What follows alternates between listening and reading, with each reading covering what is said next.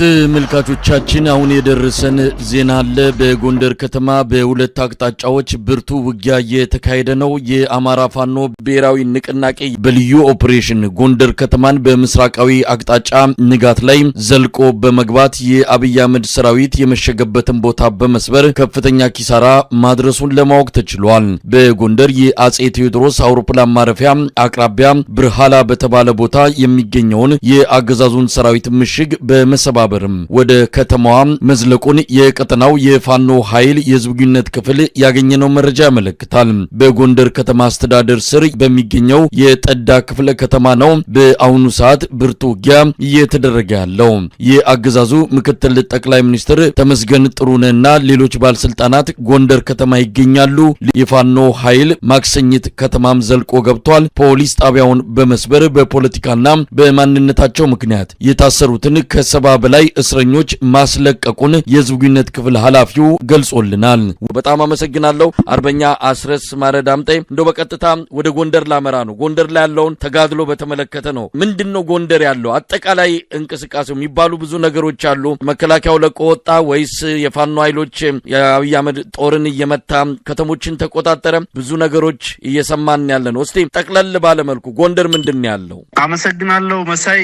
ጎንደር በተለይም በማዕከላዊ ጎንደርና ደቡብ ጎንደር ቀጠና የድርጅታችን ሰራዊት ሁለቱ የጎንደር ጠቅላይ ግዛት እዝና የበላይ ዘለቀ እዝ የሰራዊት አባላት ከሰሞኑ ያደረጉት ተጋድሎ ከአማራ ፋኖ ብሔራዊ ንቅናቄ ምስረታ በኋላ ትልቁ ድል ነው። የድርጅታችንን እውን መሆን እና የፋኖ ሰራዊት አንድነት በድል ማህተም የታተመበት ተጋድሎ ተደርጓል። ይህ ተጋድሎ በርካታ 100 ኪሎ ሜትሮችን የሸፈነ ትግል ነው የተደረገው። ከብናት እስከ ስማዳ፣ ከስቴ እስከ ደራ ሐሙሲት፣ ከማሰሮ ደንብ እስከ ደብረ ታቦር ያካለለ ሰፊ ኪሎ ሜትሮችን ሰፊ ጂኦግራፊ የሸፈነ አስደናቂ ተጋድሎ እንቅስቃሴ ነው የተደረገው። አገዛዙ ከዚህ ቀደም ብሎ በተለይ የጥር ወር መጨረሻ አካባቢ ስትራቴጂካዊ የሆኑ ቦታዎችን በተለይ ወደ አዲስ አበባ መሄጃ ይሆናሉ ያላቸውን ቦታዎች በማካለል በዋናነት ሸዋ ቀጠናን ማዕከል በማድረግ በተለይ በሸዋ ኢሊት ፎርሱን ባህር ኃይል፣ ሪፐብሊካን ጋርድ፣ አየር ወለድ ኮማንዶና ሌሎች የተለዩ ወይም ኢሊት የሆኑ ዩኒቶችን ተጠቅሞ ሸዋ ላይ ከፍተኛ ወረራ ሲያደርግ ነበረ። የሸዋ አዋሳኝ የሆኑ ቦታዎችን ደቡብ ወሎ ወግዴ አካባቢ፣ በምስራቅ ጎጃም ሸበል ብርንታ እና ነብሴ ሳር ምድር አካባቢ በአጠቃላይ አራቱ ክፍላት ሀገራት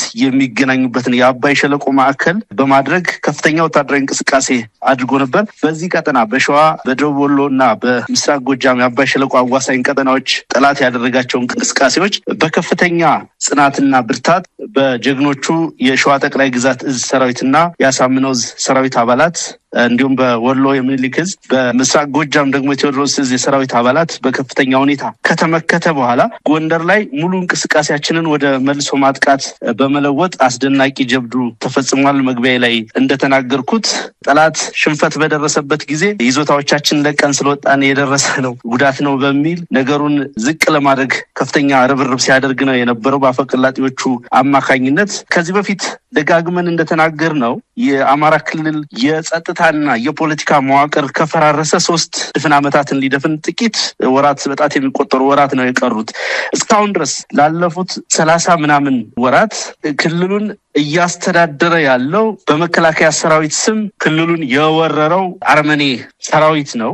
የሚያስተዳድሩትም ጀነራሎቹ ናቸው። እስካሁን ድረስ በአስቸኳይ ጊዜ አዋጅ ወይም በኮማንድ ፖስት አስተዳደር ስር ነው ህዝቡ ያለው። ይህ ሲደረግ ደግሞ ለረጅም ጊዜ መሰረተ ልማቶችን፣ መንገዶችን፣ ስልክ፣ መብራት እና ሌሎች መሰረታዊ አገልግሎቶችን በመዝጋት ጭምር የተደረገ ወረራ መሆኑ ይታወቃል። በእርግጥም የሆነን ቀጠና መከላከያ ሲለቅ ፋኖ የሚቆጣጠረው ከሆነ ከዚህ በፊት እንደተናገር ነው ያለው ወታደራዊ አገዛዝ ነው ያለው የመከላከያ አገዛዝ ነው የሚለውን በሌላ መንገድ ጠላት እያመነ የአገዛዙ የፕሮፓጋንዳ አውትሌቶችም በሚገባ እያረጋገጡ መሆኑ ይታወቃል። ይሄ በአንድ በኩል ይቀመጥና እውነታው ግን በሁሉም ቀጠናዎች በተወሰነ የጠላት መከላከያ ሰራዊት እንቅስቃሴ ቢኖር እንኳን አብዛኞቹ ቦታዎች ላይ ለመከላከል ያመቸናል በሚል ድሽቃዎችን፣ ብሬኖችን፣ ስናይፐሮችን ጨምሮ ከባባድ መሳሪያዎችን ጭምር ስምሪት ሰጥቶ ወረዳዎችንና የወረዳ ከተሞችን ለመጠበቅ ከፍተኛ ጥረት እያደረገ ባለበት ሁኔታ ነው። በጣም ውጤታማ በሆነ ወታደራዊ ጥበብ አማካኝነት እነኚህ በጠቀስኳቸው ወረዳዎች 20 አካባቢ በሚጠጉ ወረዳዎች የድርጅታችን ሰራዊት ሰራዊት የወረዳ ዋና ከተሞችን በመቆጣጠር በርካታ ሚሊሻ አድማ ብተናና የመከላከያ አባላትን በመማረክ የሚፈልጋቸውን ወታደራዊ ኢላማዎች ላይ ብቻ ያነጣጠረ በጠላት ላይ ብቻ ያነጣጠረ ጥቃት በማድረስ የደቡብ ጎንደር ዞን ዋና ከተማ ደብረታቦርን ጨምሮ በብዙ ቦታዎች ላይ በብዙ ጠንካራ የጠላት ይዞታዎች ላይ አስፈላጊውን ወታደራዊ ኦፕሬሽን ተጋድሎ ተደርጓል። ይሄ እንዳነሳውልህ ከድርጅታችን ምስረታ በኋላ ትልቁ ወታደራዊ ድል የተገኘበት በመሆኑ በትክክል በመስዋዕትነትና በድል የታጀበ እንዲሆን አንድነታችንም እውን መሆኑን በቀጠናው ይንቀሳቀሱ የነበሩ የሁለቱ የቀድሞ ድርጅቶቻችን ሁለቱ እዞች ሰራዊት ያለምንም ኮሽታ በአንድነት መስዋዕትነት በመክፈል በጀግንነት ደማቅ ታሪክ የጻፉበት ተጋድሎ ነው የተደረገው። ይሄ አገዛዙን በእጅጉ ያስደነገጠ ያርበደበደ አጠቃላይ ወታደራዊ ስምሪቱን እንዲከልስ መልሶ ደጋግሞ እንዲያስብ ያስቻለ ነው። ላለፉት 2-3 ወራት በተደጋጋሚ የሰራቸውን የፕሮፓጋንዳ ስራዎች እንደ ጨው ያሟሟ እንደ ጉም ያተነነ ወታደራዊ ድል ነው የተገኘው። የድርጅቱ ከፍተኛ አመራር በእጅጉ የሚኮራበት የአማራ ህዝብም በእጅጉ የሚኮራበት ተጋድሎ ነው በአጠቃላይ ጎንደር ላይ የተደረገው። አርበኛ አስረስ እንግዲህ ጎንደር ላይ ያለውን አጠቃላይ ሁኔታ ምናልባት በርካታ ወረዳዎች በቁጥጥር ስር ሆነው መዋቅር ሁሉ የመዘርጋት እንቅስቃሴዎች እየተደረጉ ነው ያሉት። የዞኑ ዋና ከተማ የሆነው ደብረታቦርን በተመለከተም የተለያዩ መረጃዎች ይወጣሉ። ቁልፍ የሆኑ ቦታዎችን ፋኖች ተቆጣጥረው እንዳለም የሚነገርበት ሁኔታ ነው ያለው። የክልሉ የሰላምና ጸጥታ ቢሮ እንደዚሁም የከተማው አስተዳደርም የደብረታቦር ማለት ነው መግለጫዎችን አውጥተዋል። ፋኖች ሰላማዊ ተቋማትን አውድመዋል፣ ትምህርት ቤቶችን ጨምሮ የጤና ተቋማትን እንደዚሁ አጋይተዋል ብለው በፎቶግራፍ የተደገፈ ቅስቀሳም እያደረጉ ነው የሚገኙት። በሌላ በኩል እናንተን መንገድ ጠራጊ ተላላኪ በሚልም የተገለጻችሁበትን መግለጫ ነው ያወጣውና እንደው ከዚህ ጋር በተያያዘ እናንተን ተላላኪ እናንተን የሌሎች ጉዳይ ተሸካሚና አጀንዳ የሌላችሁ አድርጎ የማሳየትም መግለጫ እንደሆነ ነው የተረዳ ነው። እንደው በዚህ ላይ ምን ማለት ይቻላል? የክልሉ አስተዳደር ስሙና ማህተሙ ብቻ የተቀመጠ እንደ ፊኛ አየር ላይ የተንሳፈፈ መሬት ላይ ምንም አይነት መዋቅርና እንቅስቃሴ የሌለው ነው። አጠቃላይ የጦርነቱ ፕሮጀክት የሚነደፈውም የሚተገበረውም የሚመራውም አብይ አህመድ እና አጠገቡ ባሉ ጥቂት እንደሱ መሰል እብድ ግለሰቦች አማካኝነት ነው። እነኚህ በከተማ አስተዳደሩ ስምም ሆነ በክልሉ ጸጥታ መዋቅር ስም መግለጫ የሚያወጡት ሰዎች እየተከናወነ ስላለው ነገር እንደ አብዛኛው ማህበረሰብ ከሂደቱ በኋላ ከውጤቱ በኋላ የሚሰሙ እንጂ አንዳችም አይነት የፕሮጀክቱ የአጀንዳው ወሳኝም ተዋናይም አይደሉም። መሳይ እንዳልከው ከዚህ በፊት ተናግረውት በማያውቁት ሁኔታ በተለይ ከሰሜን ኃይሎች ከኤርትራና ከትግራይ ኃይሎች ጋር የለየለት ጦርነት ውስጥ መሆናቸውን እንግዲህ በራሳቸው አንደበት የመሰከሩበት ሁኔታ ነው። ጦርነት እንግዲህ በአብይ አህመድ ዘመን ቀልድ ሆኗል። መሳይ ጦርነት በጣም ትልቅ ነገር ነው።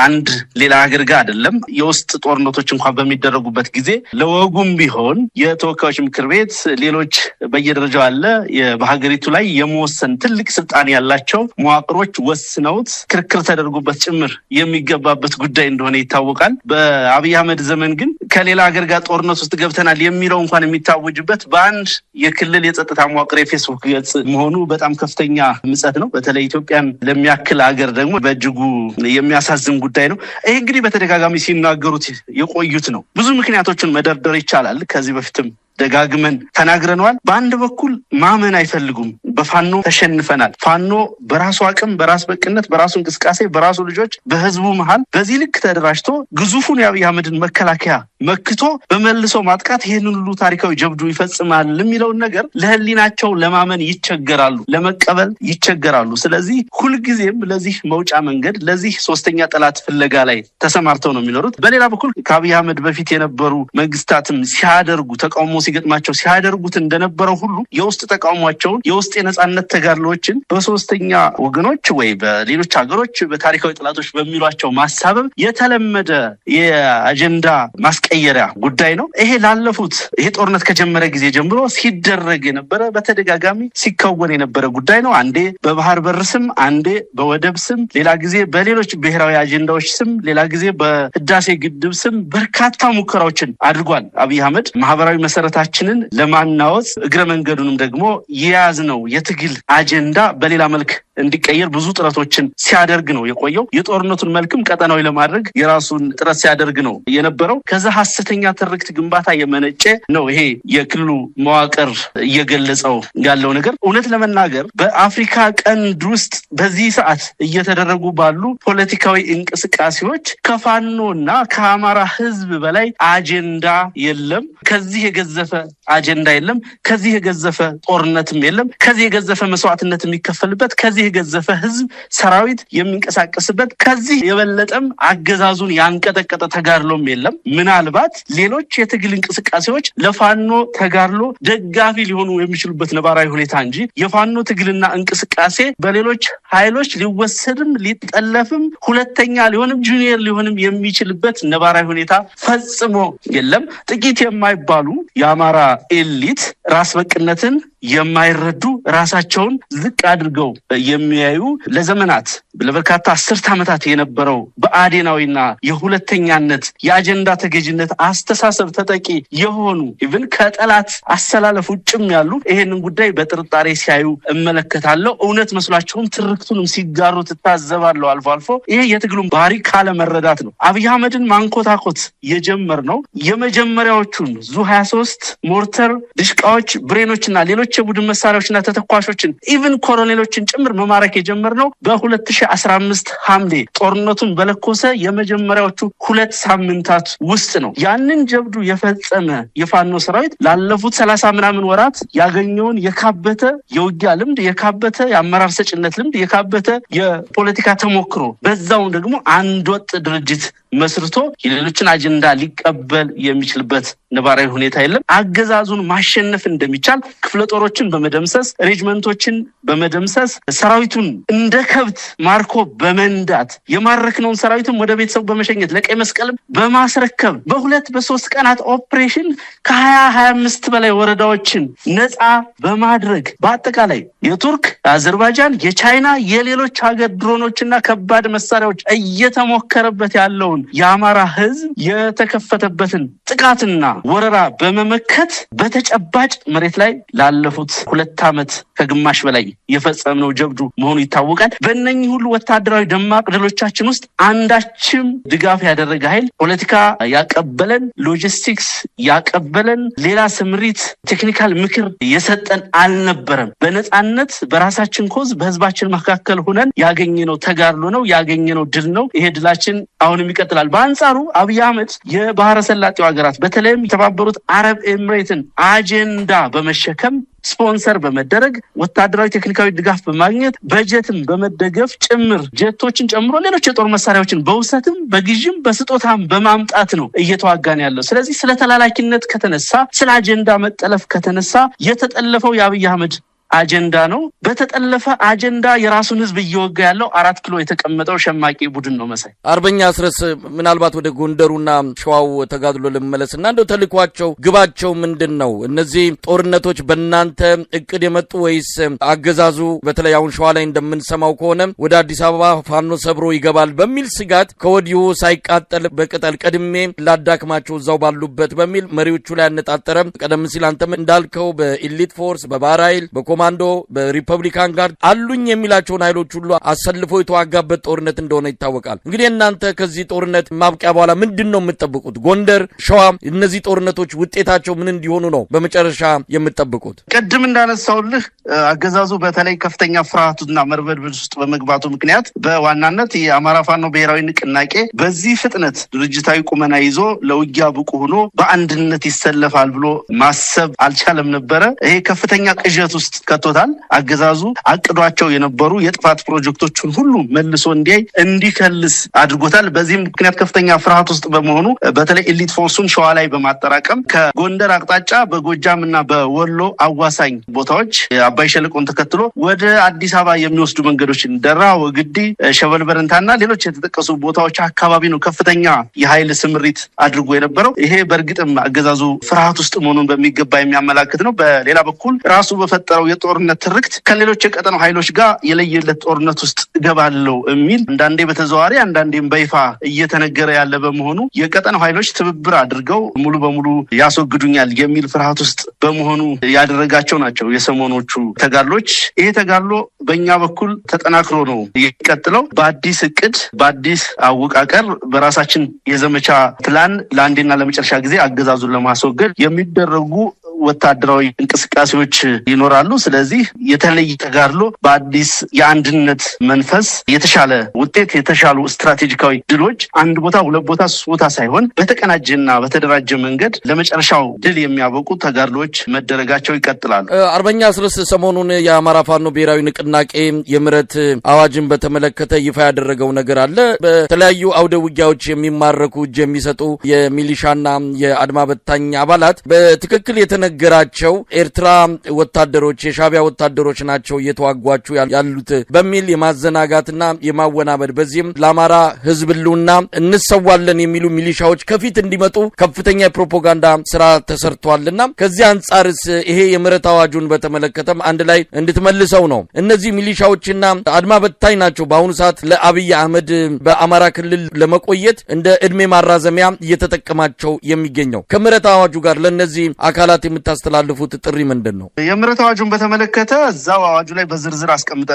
የምህረት አዋጁን ማውጣት ያስፈለገበት ምክንያት አተገባበሩ የምህረት አዋጁን በማስፈጸም ረገድ እነማን በተዋናይነት ይሳተፉበታል፣ ማን ምን አይነት ኃላፊነት አለው የሚለውን በዝርዝር ስለተቀመጠ አድማጮች እሱን እንዲያነቡት መጋበዝ ፈልጋለሁ። ሆኖም አብይ አህመድ በዋናነት ኢትዮጵያውያንን እርስ በርስ አንደኛውን ብሔር ከሌላኛው ብሔር አንደኛውን የፖለቲካ ኃይል ከሌላኛው የፖለቲካ ኃይል ጋር በማጋጨት ከዛ አለፍ ሲልም ደግሞ አንድ አካባቢ ላይ ወይ በአንድ ብሔር ልጆች መካከል ግጭት በመፍጠር እድሜውን ማራዘም የሚፈልግ እንደሆነ በተለያዩ ቦታዎች ካደረጋቸው እንቅስቃሴዎች መገንዘብና መረዳት ይቻላል። ለምሳሌ በኦሮሚያ ክልል ብትሄድ ታጣቂ ኃይሎችን ያደራጃል። ጋሸና ሲርና ምናምን በሚባል አደረጃጀት ውስጥ አዳዲስ ኃይሎችን ይፈጥራል። በሌላ በኩል ሚሊሻና ልዩ ኃይል ያደራጃል። ትግራይ ብትሄድ የሰላም ኃይል ወይ ሀራ መሬት የሚባል ኃይል አደራጅቶ ስፖንሰር አድርጎ ከፋኖ ጋር ጭምር አዋግቶታል። እንደገና ወደ አማራ ክልል ሲመጣ ደግሞ በራሱ መንገድ ሌላ የፋኖ ሴክት መፍጠር ስላልቻለ ነባሩን የሚሊሻና የአድማ ብተና ስያሜ በመጠቀም ወጣቶችን